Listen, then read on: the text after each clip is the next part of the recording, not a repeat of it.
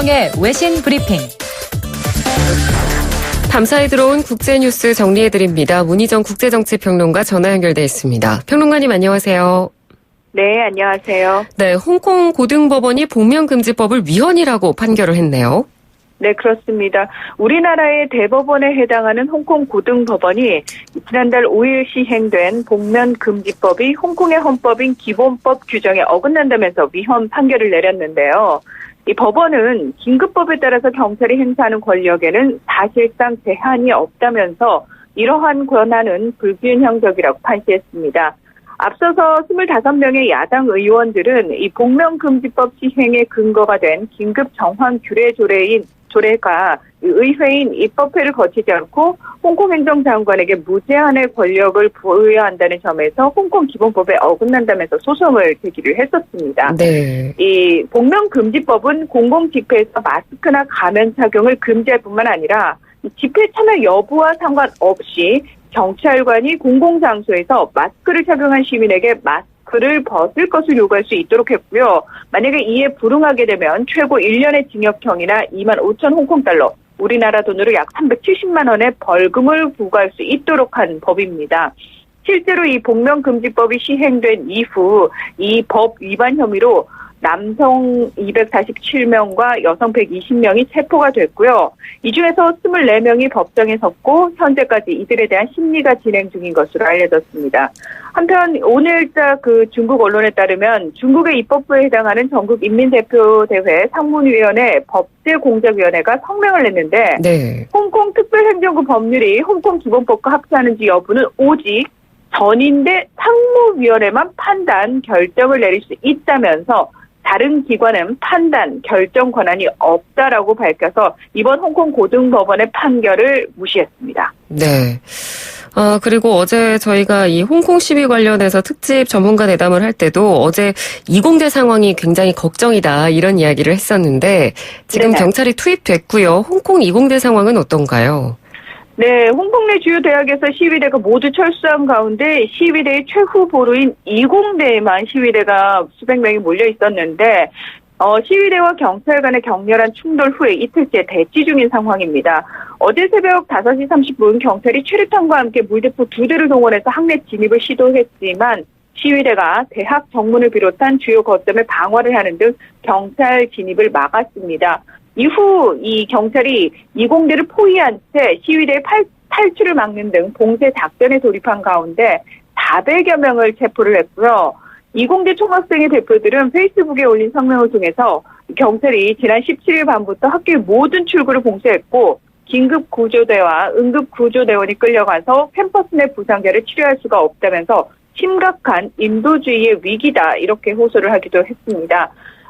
미국 CNN 방송은 경찰이 캠퍼스를 봉쇄하고 저격수를 배치했다면서 시위대도 네이팜과 같은 물질로 화염병을 만들고 폭발물 부비 트랩을 준비하는 등 양측이 더 큰 싸움을 준비하는 것 같다 이렇게 보도를 내놓기도 했습니다. 네. 현재 이공대 시위대의 학부모들은 학교 부근에서 집회를 열고 경찰 지휘부와의 면담을 요청하면서 이 자녀를 만날 수 있게 해달라고 요구를 하고 있고요. 그리고 주변에서는 수만 명의 시민들이 모여서 이공대를 구하라는 구호를 외치면서 시위를 벌이고 있습니다. 네, 홍콩 상황은 저희가 지금 계속 주시를 하면서 전해드리도록 하고요. 자, 이번에는 방글라데시로 가보겠습니다. 양파 대란이 벌어졌다고요? 네, 그렇습니다. 우리나라도 양파 워낙 많이 쓰는 채소긴 한데 네. 중국이라든지 방글라데시, 인도 이런 나라들도 양파 소비량이 상당히 많다고 합니다. 근데 이 원래 1kg에 30타카, 우리나라 돈으로 약 410원 정도 하던 방글라데시의 양파 가격이 최근에 약 3,570원 이상으로 8배가량 역대 최고 수준으로 급등을 했습니다. 네.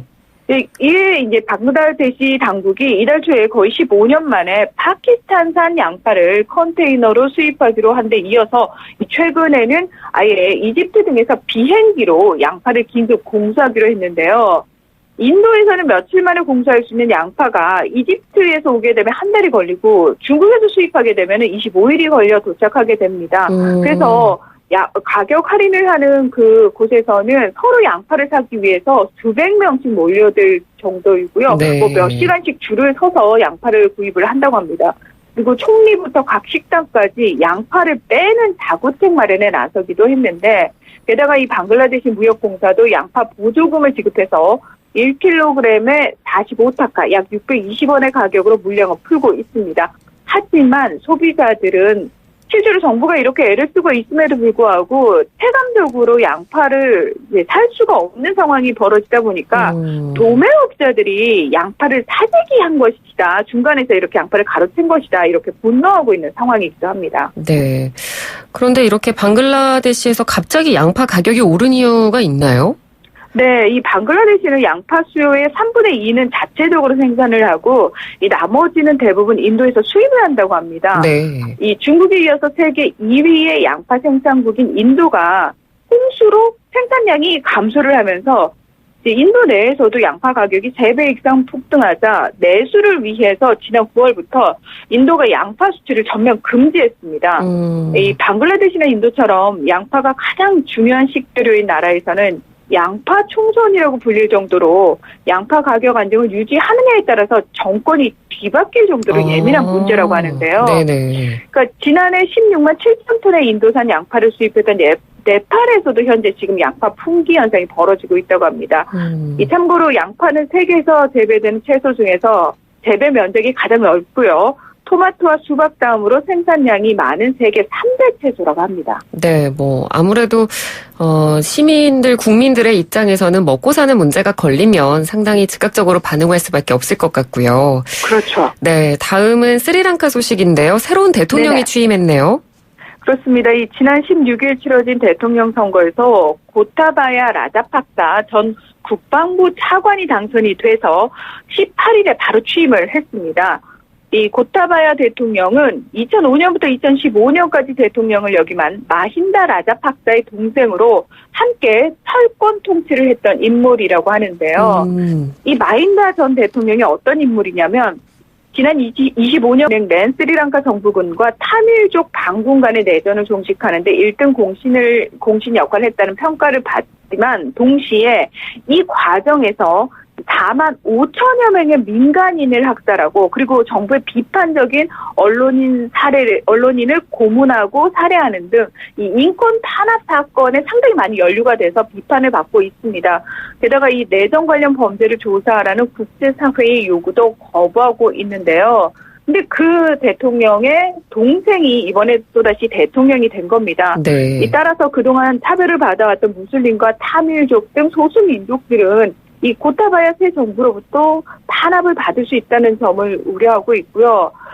또 한 가지가 이 마힌다 전 대통령이 재임 시절에 중국의 1대1로 프로젝트에 적극적으로 참여한 인물이거든요. 그러니까 그 당시에 중국 자본이 스리랑카로 상당히 많이 들어와가지고 공항, 철도, 도로, 대규모 인프라 프로젝트를 추진을 했습니다. 문제는 이런 인프라를 깔더라도 이 인프라를 충분히 활용할 수 있는 산업 시스템이 이미 이제 갖춰졌어야 되는데 스리랑카에 그런 거 없이 이런 것만 만들어 놓느라고 중국에 굉장히 거대한 빚을 졌기 때문에 비판을 많이 받았거든요. 네. 따라서 이 고타바야 대통령도 아마도 친중 노선을 걷지 않겠느냐. 이런 가능성이 제기가 되고 있습니다. 네. 그러니까 어떤 의미에서는 독재 정권의 중심이었던 사람인데 대통령으로 당선이 됐다는 게 좀 이해가 안 갈 수도 있을 것 같거든요. 특별한 이유가 있을까요? 네, 처음에는 그렇게 생각을 하는데 우리나라에서도 독재자의 딸이 대통령이 된 적이 있으니까요. 네.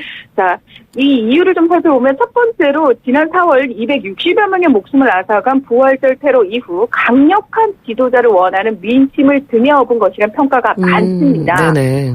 이 스리랑카에서는 저희가 지난번에 이 시간에도 전해드린 기억이 있는데 부활절인 지난 4월 21일 이 콜롬보 시내 성당과 호텔 등 전국 8곳에서 연쇄적으로 폭탄이 터졌습니다. 그래서 그 당시 시리세나 대통령이 참사 발생 다음 날 곧바로 비상사태를 선포를 하고 테러 배후 세력 소탕에 돌입을 했죠.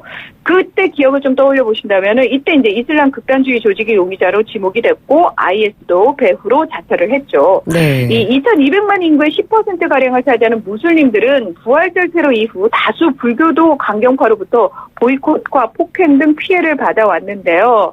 이런 이유로 인해서 또다시 이제 스리랑카가 좀 강력한 정권이 들어서야 된다라는 국민들의 의견이 다수였다고 합니다. 그리고 또 두 번째로 동남아 같은 경우에는 가문들, 그러니까 몇 개의 정치 가문들이 사실 정치계를 휘어잡고 있는 경우가 상당히 많은데 스리랑카도 사실 비슷한 맥락입니다. 이 라자팍사 가문 자체가 굉장히 오래된 정치계 거물 가문이라고 할 수 있는데요. 네.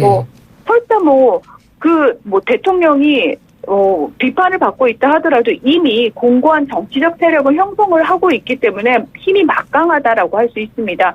이 고타바야 마힌다 형제의 아버지도 정치인이었고요. 또 이들 형제 총 9명이 정계에서 활동을 했거나 하고 있는 상태여서 그래서 다시 라자팍사 가문이 부활을 했다라는 평가도 나오고 있습니다.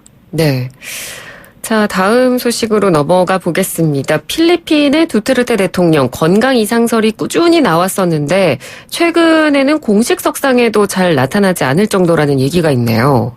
네, 올해로 74세인 로드리고 두테르테 이 필리핀 대통령 2016년 취임 이후 간혹 예고 없이 공식 석상에 등장하지 않거나 연설에서 우왕좌왕하는 모습을 보이면서 건강 상태가 좋지 않다는 의혹이 계속해서 제기가 됐거든요. 네. 근데 또 본인 스스로도 자신의 건강 상태에 대해서 자주 언급을 했습니다.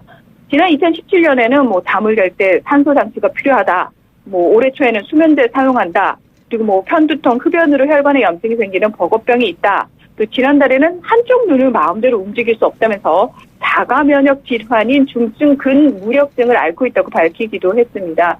이 지난달 16일에 이 두테르테 대통령이 오토바이 사고가 났습니다. 근데 2주간 공식 석상에 나타나지 않아서 이거 좀 심각한 거 아니냐 이런 얘기들이 많았는데 네. 지난 15일 GMA 뉴스와의 인터뷰에서 건강이 좋냐고 묻는다면 아니라고 대답하겠다. 이미 나이가 많아서 모든 병을 갖고 있다. 인생이 내 건강에 해를 끼치기 시작했다. 이렇게 스스로 인정을 했습니다. 네. 아무래도 건강상의 문제가 있기 때문에 국정 운영에 있어서 좀 걱정이 되긴 합니다. 오늘 말씀 잘 들었습니다. 고맙습니다. 네, 고맙습니다. 네, 지금까지 문희정 국제정치평론가였습니다.